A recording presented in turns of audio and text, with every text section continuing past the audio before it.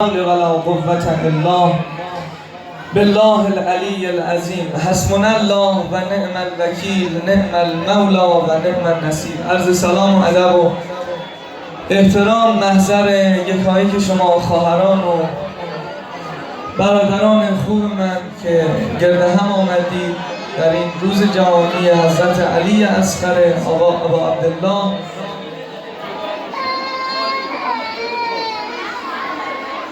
در کنار مضجع و مزار شهدای گمنام شهرستان شفت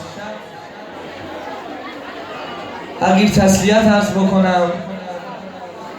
ایام محرم سید السالار شهیدان حضرت ابا عبدالله الحسین علیه السلام رو محضر شما خوبان و محضر آقا امام زمان مادر پهلو شکسته حضرت فاطمه زهرا سلام الله علیها انشالله که این 6 ماهه ابا عبدالله که با اون دستای کوچک خودش خیلی گره های بزرگ رو باز میکنه، گره از کار این دست جمع